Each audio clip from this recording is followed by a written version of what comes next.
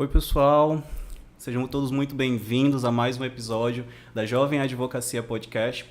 Hoje, que estamos trazendo aqui mais uma candidata que nós teremos a honra de conhecer melhor. Candidata a esta vaga de desembargadora no Tribunal de Justiça do Estado do Piauí.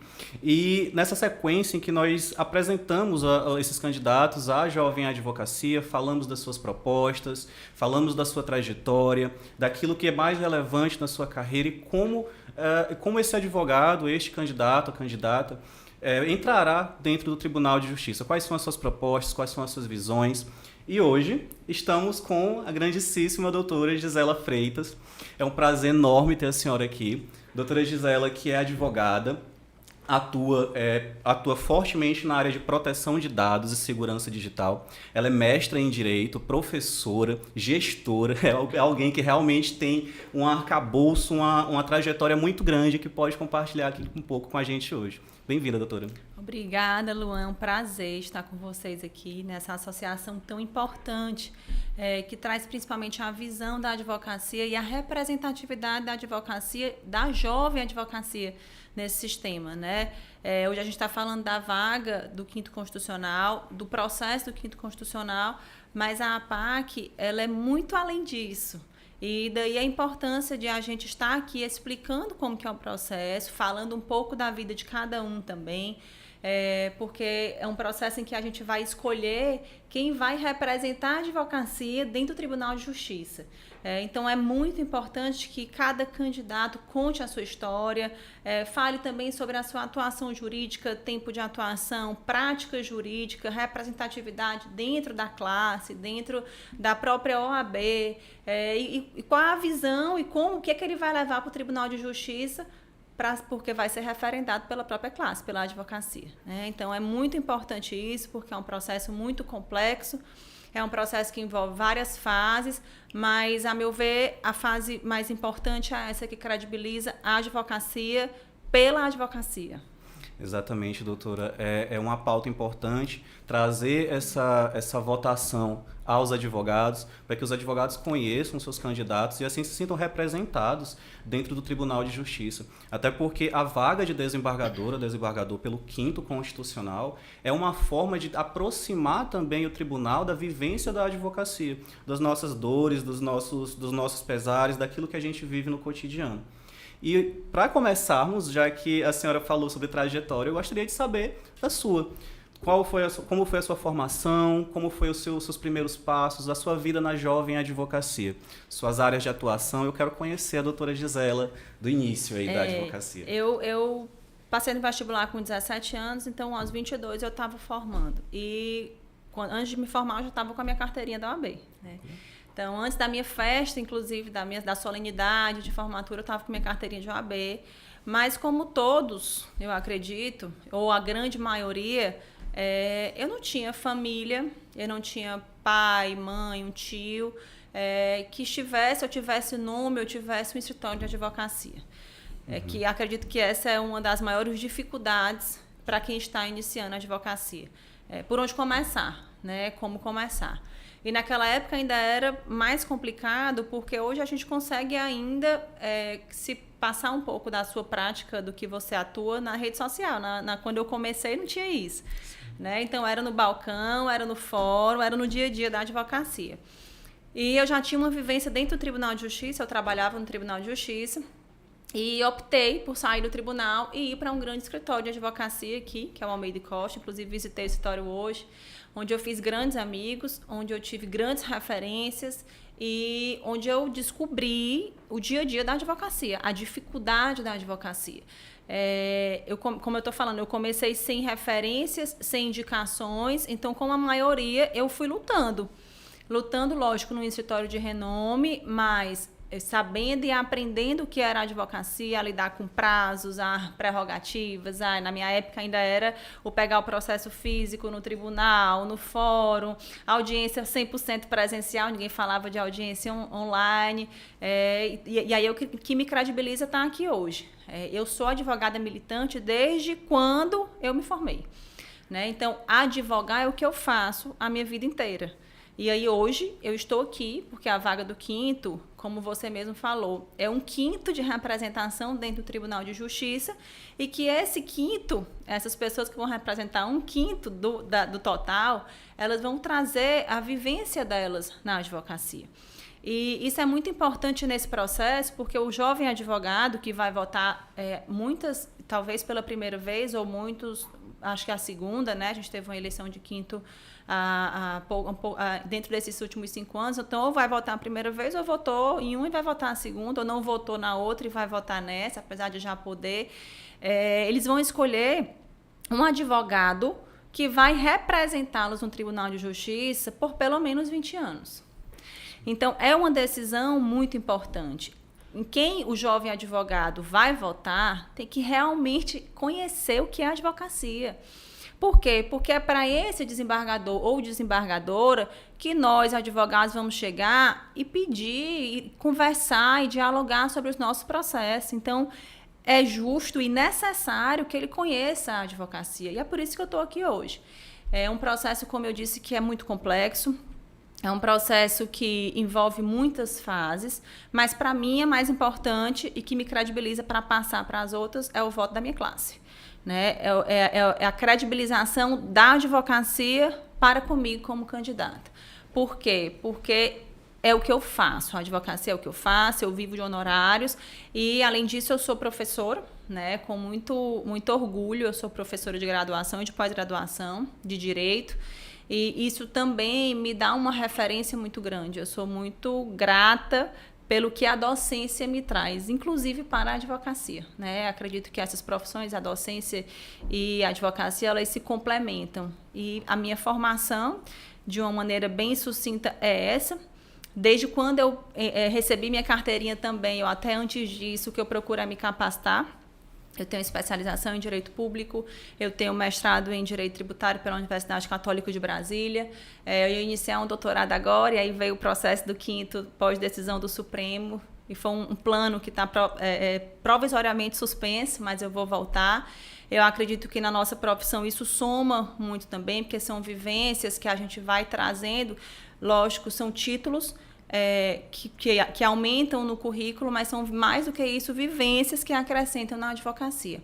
Né? A gente pode falar de formação, capacitação, de título, mas o que mais me credibiliza para estar aqui é o tempo de advocacia e a minha vivência na advocacia. Eu saber as dores, as dificuldades do advogado que começou também sem ter uma referência, sem ter um escritório para começar a trabalhar, que teve que criar seus próprios passos, seu próprio caminho, trabalhou 10 anos no escritório de advocacia de referência e eu abri o meu próprio escritório há mais ou menos 7 anos. E eu ainda passei por essa dificuldade a dúvida, porque você tem a dúvida, né? Quando eu trabalho no escritório de advocacia grande, eu trabalho, mas eu não tenho despesa fixa, eu não tenho contratados, eu não tenho uma responsabilidade, como você falou, de gestão. Então, hoje eu sou advogada e também faço a gestão do meu próprio escritório. E quando eu abri o meu próprio escritório, eu passei por essa dificuldade de agora eu também tenho que gerir o meu escritório. E aí, quando eu abri, logo depois veio a pandemia. Né? Nossa e Senhora. Tudo parou. Então, com a pandemia, tudo parou. A gente não sabia como que ficariam as audiências, os servidores todos trabalhando de forma virtual, os processos parados, realmente. Sim. E foi uma outra dificuldade do meu processo dentro da advocacia, mas que somou, fortaleceu, e aqui eu estou. Eu achei interessante que a senhora trouxe aí uma visão ampla, não apenas da advocacia, mas desde a formação. A sua experiência como professora, que traz também, que conhece das dores, dos medos, dos anseios dos alunos, dos estudantes de direito, que tem medo assim de entrar na advocacia por não conhecer, por achar que só dariam certo com apadrinhamento. E a senhora já está trazendo a experiência de alguém que começou trabalhando em um escritório grande, conheceu a rotina de secretaria, sabe também como funciona a secretaria dos tribunais, sabe como é a demanda e a rotina de trabalho. Dia a dia do tribunal. Né? Exato. Então a senhora já está trazendo uma visão também mais humanística, uma visão mais humana da advocacia, da graduação. E já falando disso, eu gostaria de saber da senhora se houve, dentro da sua carreira, a senhora me falou que houve 2 grandes momentos, né? Quando a senhora começou como jovem advogada, trabalhando em um escritório, e quando decidiu abrir o próprio escritório. Eu acho que são dois momentos assim cruciais na vida do profissional. Mas, além desses momentos, aconteceu algum caso com a senhora, ou alguma situação, algum problema que a senhora pegou que girou a chave, e a senhora pensou, é aqui, este é o meu lugar, é aqui que é o meu momento, é com isso que eu vou viver e que eu quero. Quando você falou no início, falando sobre minhas características, você falou sobre advogada, militante, professora, gestora, mestre. E, além disso, eu sou mãe, né? E eu sou mãe de 3. E isso conta muito na história de uma mulher, né? Eu sou mulher advogada e, quando eu ainda trabalhava no escritório anterior, ainda como jovem advogada, eu já estava eu tinha 24, então já estava com 2 anos lá. Eu tive meu primeiro filho, né? E eu lembro que eu ainda, naqueles primeiros dias de resguardo, tinha feito uma cirurgia, a cesariana. Eu lembro que o meu chefe, à época, me ligou e disse que eu tinha que fazer uma manifestação. Eu acho que tinha 23 dias que eu estava operada e eu senti muito, porque era meu primeiro filho, eu era nova, né? Tinha 24 anos. E isso, para mim, foi uma virada de chave, porque a advocacia, ela não tem férias, ela não tem licenças, ela não tem tempos, ela não tem intervalos. O exercício da advocacia militante, ele é ininterrupto, né? Hoje, lógico, eu faço uma gestão de escritório e eu consigo me organizar, mas para o início da advocacia, você perde receita. Você não recebe honorários, que é uma grande dificuldade, o que a gente tem que falar aqui de uma forma muito aberta.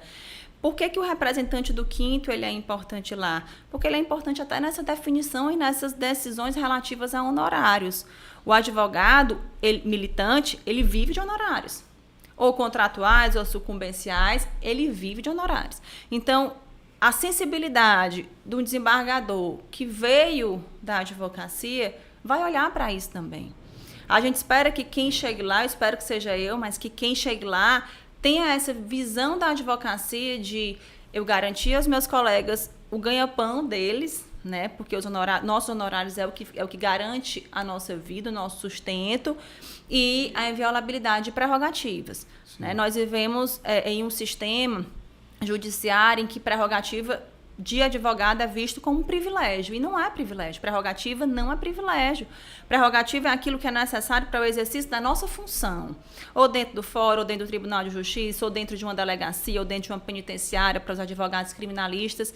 É tido como privilégio, mas não é. É aquilo que é necessário para o exercício da nossa atividade. Então, nós temos que ter acesso aos nossos clientes, nós temos que ter acesso aos nossos processos, nós não precisamos marcar hora, nós temos que ter acesso aos nossos documentos. E a visão também do desembargador que vem da advocacia necessariamente tem que vir com isso, né? É uma das bandeiras que eu levanto e uma das propostas. A acessibilidade aos gabinetes, em primeira instância e em segunda instância, ela não deve ser condicionada. Não deve ser com hora e dia marcado. Eu preciso ter uma extensão em relação ao tempo. Todos nós trabalhamos 2 turnos ou mais. Então, nós temos que ter uma extensão no tempo, se não o desembargador recebendo, mas a assessoria recebendo. Sim. Porque o que a gente quer, Luan, como advogado, não é só o deferimento, o procedimento, a procedência da nossa ação. A gente quer ser recebido, a gente quer ser escutado, a gente quer poder fazer uma sustentação oral, a gente quer poder levar para o juiz ou para o desembargador o ponto de vista do nosso cliente. Sim. A gente quer ter esse acesso e, sim, ter um andamento processual. Porque o processo parado é o que atrasa também o exercício da nossa função. O que o cliente quer? Ele quer um retorno. Como que está meu processo? Quem é o advogado que não recebe essa pergunta semanalmente, né? Com certeza. Doutor, como que está o meu processo? Meu processo está parado? Quando que vai sair alguma decisão? Me dê um retorno sobre o meu processo. Se eu não tenho um andamento processual, eu não tenho retorno para dar para o meu cliente. E aí eu não justifico, eu não tenho honorários também. Exatamente. Inclusive, a senhora tocou num ponto sensível, que é, inclusive, uma das minhas pautas de debate, de militância, que é justamente prerrogativas. Prerrogativas dos advogados e prerrogativas também para a jovem advocacia. Não vou afirmar que são diferentes, mas o tratamento, na prática, o medo, o anseio de bater nas portas do judiciário é algo corrente na jovem advocacia. E com tantas situações de violações de prerrogativas que acontecem, que vão à mídia, a público, isso traz no jovem advogado um certo receio de se posicionar, um certo receio de cobrar da autoridade judiciária, seja ela do juiz, desembargador ou mesmo dos servidores da secretaria. E já falando disso, eu gostaria que a senhora falasse um pouco mais sobre gestão da própria secretaria do tribunal. A senhora, como desembargadora, vai gerir uma secretaria, vai ter servidores que vão lhe auxiliar, vai poder ter um pouco mais de liberdade em relação à sua agenda.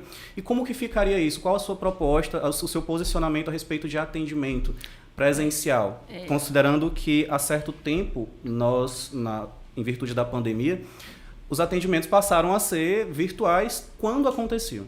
E aí veio aquele problema. E o contato visual, o cara a cara com o juiz, com o desembargador? Como é que fica essa situação? E agora? Gostaria de saber. Você tocou num ponto que eu queria falar inicialmente, que é essa hierarquia que historicamente se criou dentro do sistema judiciário. A nossa legislação não estabelece hierarquia entre advogado, entre juiz e entre promotor. Não existe. Não existe hierarquia entre advogado, entre juiz e entre promotor. Mas, historicamente, o que passam para a gente como advogado de modo geral é que nós estamos inferiores, dentro de um grau de hierarquia, à tríade desse sistema judiciário. Né? Isso é um problema porque isso chega na advocacia de uma forma involuntária. Na jovem advocacia, mais ainda. Por quê?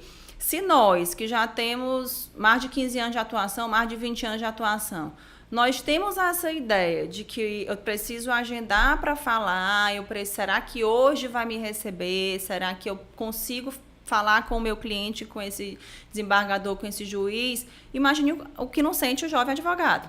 É como se o tribunal estivesse muito distante, né, do jovem advogado. Exatamente. E aí, é por isso a importância, porque quem a gente vai colocar lá agora, e esse processo do quinto, ele também é muito distante da advocacia. De modo geral, o jovem advogado, ele pensa assim, no que é que isso vai interferir diretamente na minha atuação profissional? Né? Exato. E é só o que interfere. Por quê? Porque dos próximos 20, 25 anos, vai ser quem vai estar lá representando a advocacia no Tribunal de Justiça. E, às vezes, o jovem advogado ele ainda está naquela advocacia inicial em que ele não tem muita necessidade ou muito trâmite dentro do Tribunal de Justiça. Mas, se advogar o que ele quer, é para lá onde ele vai. Exatamente. Né? Então, a gente hoje, como jovem advogado, tem que pensar nisso. Eu preciso pensar numa escolha correta de quem vai me representar no Tribunal de Justiça, porque pode ser que hoje eu não esteja precisando, mas é o que eu quero precisar, porque eu quero que meus processos subam, eu quero aparecer mais processos no Tribunal de Justiça, eu quero crescer na advocacia, e eu crescendo na advocacia, consequentemente, eu vou ter que precisar do Tribunal de Justiça, de trâmite no tribunal, de dialogar com os desembargadores. E em questão à acessibilidade, é como você falou, eu gosto muito dessa parte de tecnologia, né? De estudo de tecnologia e como a tecnologia ela vai ou ela pode influenciar na nossa vida, principalmente no direito. Eu sou muito preocupada com a questão do uso de tecnologia e principalmente da inteligência artificial no direito. Eu com os meus alunos, o tempo todo, eu estou puxando a orelha, porque por muito tempo eu fui resistente a isso. Hoje eu já acho que é um caminho sem volta. Você precisa aprender a lidar com a tecnologia de forma responsável. Na sua vida pessoal e principalmente na sua vida profissional, né? Eu não acredito e acho que está muito distante de tecnologia substituir a inteligência humana. A humanização dos processos ainda é o que vai levar a gente ou vai continuar fazendo com que nós continuamos sendo grandes dentro do processo judiciário, né? Cada um, ou uma análise individual de cada situação. Se a gente coloca um robô para analisar isso, a gente não consegue analisar esse processo de forma individual. a vida dessas pessoas que estão envolvidas nesse processo de forma individual. Então, eu sou contra essas questões de decisões proferidas por inteligência artificial. A inteligência artificial, no meu gabinete, ela vai servir para processos administrativos e para segregação. Por exemplo, eu quero fazer uma triagem em relação a processos com determinado tipo de conteúdo ou determinados tipos de decisões iniciais. Eu vou usar a tecnologia para facilitar e para organizar o gabinete.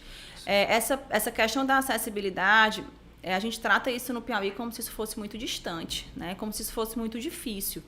E, para mim, o tribunal ele já tinha que ter sistemas e ferramentas em que eu conseguisse marcar, agendar, despachar, agendar horário, tanto em primeira instância como em segunda instância, de forma online, de forma simples.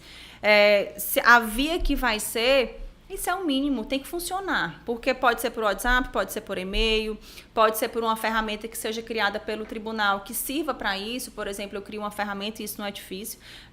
A gente está aqui, com certeza que estão sendo criadas pelo menos 10 ferramentas que podem ser utilizadas com essa finalidade. Os outros tribunais no país, eles já estão utilizando as ferramentas para isso.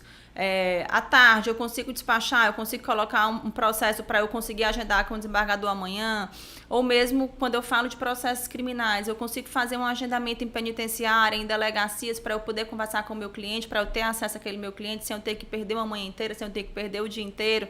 Isso já acontece nos nossos estados vizinhos aqui. Com certeza. Investimento em capacitação nessa área é o que eu acredito que hoje a gente mais precisa. Então, como desembargador também, a gente vai gerir um gabinete, né? E dentro dessa gestão de gabinete, nós precisamos pensar em investir em capacitação voltada para o uso de tecnologias. Porque a minha geração, talvez a sua, desse pessoal que já está com 3, 4 anos de formado para cá, da pandemia para cá, ela já veio dentro desse processo de revolução tecnológica. Mas a minha geração, não. Então, eu preciso ensinar uma educação digital para aquelas pessoas que não tiveram, né? Como usar essas tecnologias de forma responsável, como eu dar um retorno para um advogado que está lá de forma responsável, como eu atender também usando tecnologia de forma humana. Exato. A utilização da inteligência artificial hoje nos tribunais, ela está sendo mais frequente, está sendo mais corrente, mas também está sendo um pouco difícil em relação à capacitação, justamente o que a senhora havia pautado. Nós temos uma grande quantidade de servidores que entram no judiciário já craques em inteligência artificial, em procedimentos eletrônicos, que já trazem essa formação, essa né? Formação quase que do útero da mãe. O pessoal já nasce com formação em inteligência artificial. Mas temos também, dentro dos tribunais de justiça, uma grande quantidade de servidores que não estão adaptados a isso. E aí, eu até trago um pouco da minha experiência. Eu ainda tive a sorte, o privilégio, de estagiar em uma secretaria com autos físicos, na 4ª Vara da Justiça Federal. Então, é uma vivência diferente, você pegar um processo físico com a cordinha, aquele processo que é mais velho do que você, e comparar com o que tem hoje. Hoje, dificilmente um advogado tem contato físico com o processo, dificilmente tem contato visual com o servidor ali no balcão. A gente, como advogado, a gente quase não se vê mais nos tribunais e nos fóruns, né? Exato. Por quê? Porque está tudo judicializado de forma eletrônica e aí você perdeu esse contato físico, visual, que na nossa profissão isso soma muito. A gente viu recentemente a discussão sobre nós, advogados, fazermos sustentação não oral, presencial, mas gravar e mandar uma sustentação oral. Gravar uma sustentação oral. Gravar uma sustentação oral e mandar para os desembargadores assistirem, né? Porque assim, a sustentação oral é aquele último grito da advocacia, né? Aí eu ia ali a última vez, a última chance dentro de um julgamento ou antes de um julgamento, dizer o que é que meu cliente está querendo, o que é que eu quero, o que é que eu estou defendendo pelo meu cliente. E aí, esse processo de distanciamento em que eu vou gravar para enviar é o que eu acho completamente desnecessário e afasta ainda mais o judiciário do advogado e da sociedade, do cidadão em si, né? Então, esse processo de eu trazer essa visão do advogado para dentro do tribunal, isso tem que somar também em relação a isso. A gente precisa de contato quando a gente quer. Sim. Né? A gente precisa desse retorno do tribunal quando a gente quer. Isso é importante para o exercício da nossa profissão. Nós temos clientes que, às vezes, eles se satisfazem em ir com a gente. Né? Doutor, eu quero ir falar com o juiz, eu quero contar para o juiz a minha história. Sim. Porque ele acha que ele contar ali na sua presença pode mostrar a verdade. Né? E muitas vezes mostra, na verdade. E É justamente o cara a cara, a leitura corporal do advogado, do cliente, principalmente do advogado, que é uma pessoa que se preparou tanto para estar naquele momento ali. Tirar isso do advogado é como tirar uma oportunidade imensa de defesa do próprio cliente, do próprio constituinte. É isso. Essa falta de humanização com o uso de tecnologia é o que eu sou contra. Nós temos que pensar, assim, que o Tribunal de Justiça do Piauí ele tem muito a evoluir nessas questões tecnológicas. Nós temos hoje uma escola do judiciário que é um meio e tem uma estrutura física de profissionais valiosíssima para o Poder Judiciário, que pode, sim, aliado inclusive à OAB, realizar capacitações para a jovem advocacia, no uso de inteligência artificial de forma responsável, capacitação dos assessores do Tribunal de Justiça, porque às vezes a ideia pode vir de um assessor também, né, que é entusiasta disso, que defende isso, e trazer essas discussões atuais para dentro do tribunal. Né? Certo. Eu gostei bastante da sua fala, porque eu estou vendo alguém que está trazendo não só uma inovação em ideias, mas alguém que conhece na prática e está dizendo, é assim que faz. Nós não vamos só fazer, mas é dessa forma, esse é o caminho.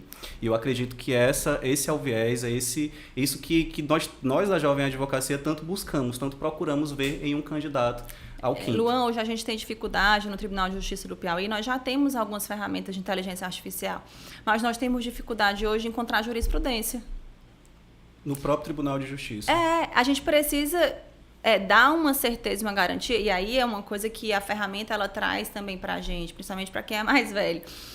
Traz esse medo de, será que eu estou pesquisando e o resultado está sendo correto? Né? Eu tenho muito essa preocupação, acredito que a maioria dos advogados devam ter, se não tem, devam ter essa preocupação de que o resultado que está me dando, será que é o correto? Aí eu vou no site do tribunal e eu procuro para ver se corresponde. Eu uso uma ferramenta específica de busca de doutrina ou de jurisprudência, aquela ferramenta ela me dá.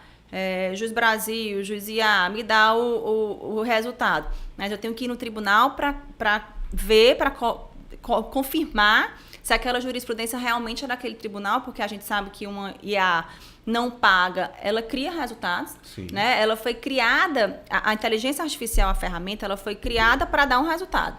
Então, se eu colocar, assim, me dê a metamorfose da aranha, ela vai criar uma metamorfose da aranha. Mas não existe metamorfose de aranha.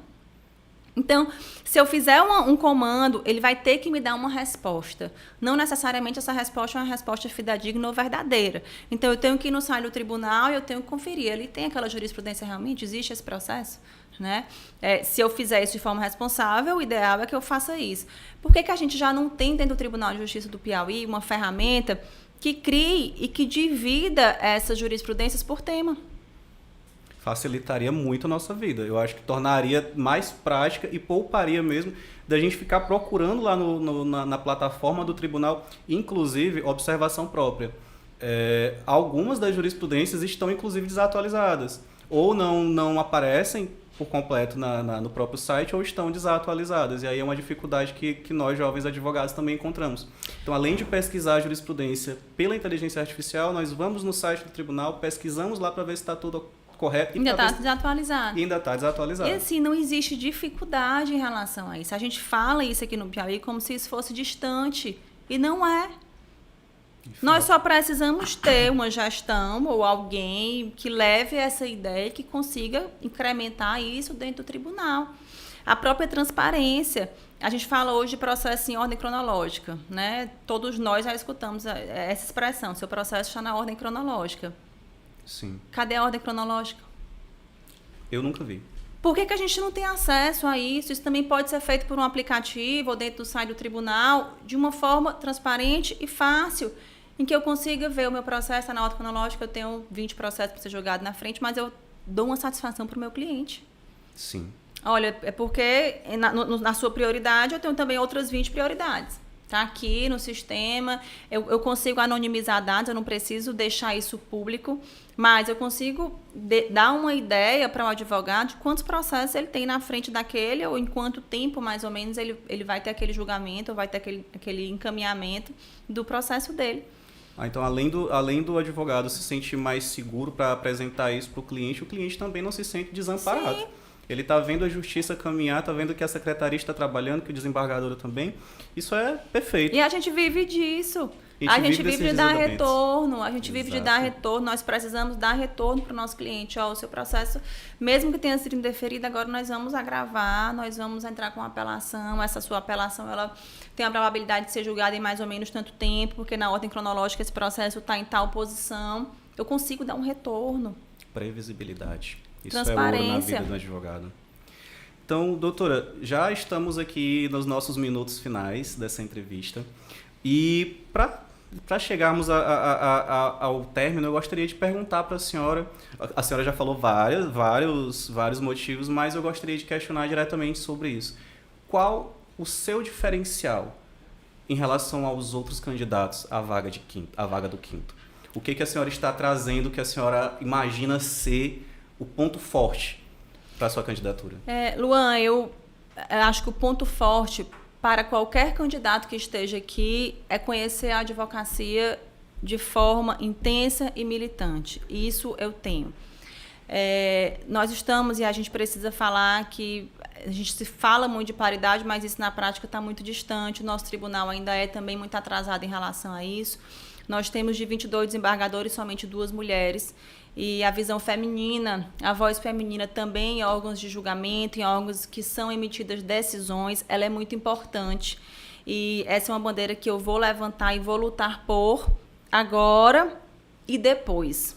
Hoje eu estou num processo de quinto, eu sou mulher, eu sou advogada, eu tenho uma visão feminina também da advocacia, e é mais complicado, é mais difícil para a mulher advogada, mas não estou aqui só por ser mulher. Mas porque eu me capacitei a vida inteira para estar aqui. Eu tenho formações, eu tenho títulos, é o que eu busco a vida inteira me capacitar. E eu tenho muito boa vontade. Assim, eu tenho muita coragem para estar aqui. Coragem é uma palavra que tem que fazer parte desse processo de quinto constitucional. Não só meu, mas de todos os meus colegas, mas especialmente de nós, que somos mulheres advogadas, com filho, com família, com casa, com marido, com gestão de escritório, com a advocacia andando, aí não para, né? Como eu falei para vocês, a gente não tem como pedir férias, a gente não tem como pedir para um processo parar, a gente está, tudo acontecendo ao mesmo tempo. E se eu estiver lá, tenha certeza que eu vou buscar, sim, lembrar de onde eu vim, da advocacia, buscar e lembrar as dificuldades que eu tive na advocacia desde o início, em que a gente fala daquelas ações que a gente começa de ações de consumidor, de danos, lutando por, às vezes, honorários de 20% em cima daqueles valores de danos, lutando para representar, às vezes, uma advocacia hoje que é criminalizada, que é essa advocacia que se chama já de forma pejorativa de massa, que às vezes é o que tem sustentado muito o advogado. Eu vejo no interior o que tem sustentado a advocacia no interior, a advocacia previdenciária. Então, a gente precisa estruturar também, né, dar mais garantias a esses advogados previdenciaristas, dar garantias e garantir as prerrogativas dos advogados criminalistas. É uma dor que eu estou sentindo conversando com os meus amigos advogados criminalistas. Eles são criminalizados só por serem advogados criminais, né? E isso tem que mudar. E essa visão do tribunal também em relação a isso tem que mudar. E quem conhece, quem fala, quem já conversou, vai estar lá com a propriedade de saber de onde veio e as dores dos nossos colegas advogados, e que cada um passa dentro do seu nicho de atuação, dentro da sua vida. A gente precisa olhar para frente, mas saber de onde a gente veio, né? Então, isso eu tenho muito forte na minha vida. Eu ter essa certeza de que eu vou, em qualquer situação que eu estiver, em qualquer lugar que eu estiver, lembrar de onde eu vim, da advocacia. Nossa, muito bem. Obrigado, doutora. Foi um prazer estar com a senhora aqui hoje. As portas estão sempre abertas. Obrigado por trazer um pouco da Gisela, da doutora Gisela, que a gente não conhecia, da profissional, da advogada, da professora, mãe, da gestora, dessa profissional incrível que a senhora é e que agora a Jovem Advocacia tem a oportunidade de conhecer. Muitos jovens advogados, falo até por experiência própria, não tinham essa aproximação com o quinto. Não dessa forma de sentar aqui de frente com a senhora, conversar, discutir ideias e ver quais são as suas propostas. Eu acredito que esse momento foi de grande valia, construção incrível para toda a advocacia, em especial a Jovem Advocacia. Eu que agradeço, eu sou muito, e fiquei muito honrada desde a primeira vez em que eu fui convidada para participar desse podcast. Eu passei a ter uma admiração pela APAC desde os primeiros momentos em que eu acompanhei os movimentos da APAC. Hoje vocês têm uma representatividade, uma importância muito grande dentro da nossa advocacia no Piauí, né? Já saíram, inclusive, só da capital. É uma associação que tem muita força no Piauí. Isso faz diferença porque representa e aí vai levar também as necessidades e as lutas de vocês, né? Dos jovens advogados de modo geral, mas de quem está ali escutando dentro da associação as dores da advocacia e de quem está começando. Eu lembro que quando eu falei com a primeira representante da APAC, há muito tempo ela me disse uma coisa, que tinha feito um evento e que tinha colocado um painel, que vocês tinham colocado um painel para tirar foto profissional. Né? E que ela ficava muito orgulhosa de que em muitas redes sociais o perfil que estava ali, a foto do perfil era a foto que o jovem advogado tinha tirado nesse dia do evento de vocês. Para você ver a grandiosidade, porque hoje a nossa profissão ela é muito também credibilizada em redes sociais. A gente consegue passar o que a gente faz, a gente consegue passar a nossa área de atuação, o nicho de atuação. E, às vezes, o jovem advogado ele não tem condição de pagar uma foto profissional. Olha só a sensibilidade. Um negócio que eu falei, nossa, eu jamais pensaria nisso assim de início. Então, a associação ela vai desde esse detalhe, né? Até você realmente pegar na mão do jovem advogado e dizer assim, ei, vem cá que eu também passei por isso. Né? Eu acho que o mais importante da associação é isso. Vamos dar o braço aqui, porque... na advocacia, gente, quando um advogado ele é criminalizado ou, de alguma forma, ele é diminuído dentro do sistema judiciário, todos nós perdemos. E eu sou a sociedade de modo geral, a advocacia de modo geral, então eu sou uma defensora do começo ao fim do exercício da nossa profissão. Perfeito. Mais uma vez, muito obrigado, doutora Gisela. E aí eu já posso pedir voto, né? Aí, eu não sei se o pessoal que veio primeiro já podia pedir voto, mas eu hoje já posso pedir voto, então eu estou aqui pedindo voto dos jovens advogados, a opinião e a validação de vocês em relação ao meu trabalho, a minha atuação, a minha profissão é muito importante para mim. A Jovem Advocacia, ela faz diferença em todo o processo que ela entra dentro da OAB, né, nas escolhas dentro das eleições de classe e vai fazer diferença também na eleição do quinto. Eu estou apostando nisso. Então, obrigada e peço voto mais uma vez dos colegas e dos jovens advogados. Então é isso. Muito obrigado, doutora. Até o próximo episódio da Jovem Advocacia Podcast. Obrigada. Até mais.